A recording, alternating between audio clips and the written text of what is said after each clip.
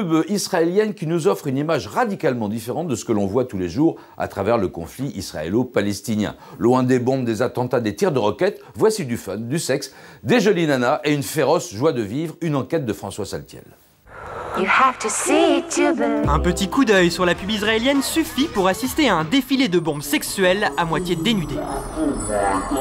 Mais les écrans publicitaires n'ont pas toujours été aussi débridés. Jusqu'au début des années 90, la télévision était la voix officielle de l'État et la pub se tenait à carreau. Voilà comment on nous vendait à l'époque du produit laitier. L'arrivée du câble et des chaînes commerciales a tout changé. Et en quelques années, les mêmes produits n'ont plus entraîné les mêmes effets. Aujourd'hui, Israël a 60 ans et la pub tape sa crise d'adolescence. En clair, elle est entrée dans cet âge ingrat où on ne pense qu'à ça. Et on a également un peu de mal à contrôler ses hormones.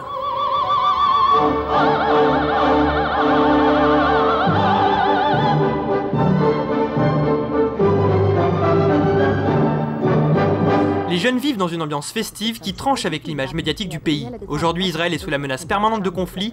La fête est une résistance, une réponse à la peur. Une manière de profiter de la vie à chaque instant, surtout dans la capitale économique Tel Aviv, où sont situées la plupart des agences de pub. Le parcours classique des jeunes Israéliens consiste à quitter le pays pour vivre une expérience à l'étranger. Destination privilégiée, les États-Unis ou encore Londres. D'où les nombreuses campagnes pour les opérateurs téléphoniques. Et oui, il faut bien rester en contact avec cette nouvelle diaspora. Mais avant ce grand départ, il y a le service militaire obligatoire. L'armée est loin d'être un passage anodin dans la vie des jeunes Israéliens. Elle dure 3 ans pour les garçons et 2 pour les filles. L'image du soldat fait partie intégrante de la société, en témoigne ce spot qui utilise la figure du militaire pour vendre de la clim. Tiens, une petite paire de fesses au passage, ça faisait longtemps. Mais la guerre laisse surtout des traces. Le conflit israélo-palestinien a causé près de 100 000 victimes. Et si ce thème est omniprésent dans l'actualité, la pub, elle, a tendance à s'en détourner. The Israel Trauma Center. We are here to help. Et quand elle en parle, c'est pour tourner les périls en dérision. Ici, ce sont les combattants palestiniens qui en prennent pour leur grade. So we decided to react firmly and develop a top secret retaliation operation. Only for our troops. Top secret retaliation operation. And the enemy can keep on jumping. Et là, c'est le président iranien Mahmoud Ahmadinejad, un des ennemis jurés d'Israël, qui devient le porte-parole d'une école de langue, Berlitz.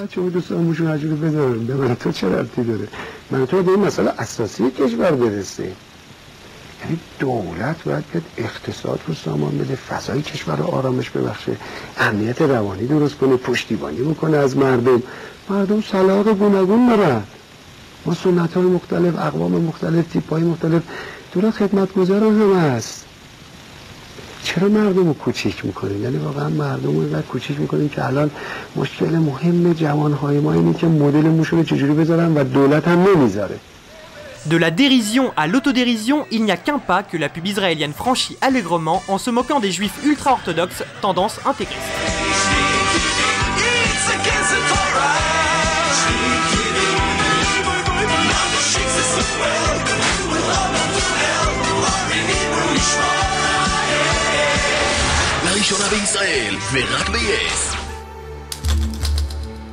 Bref, la pub affronte tous les problèmes de la société israélienne avec l'arme de l'humour et de la dérision.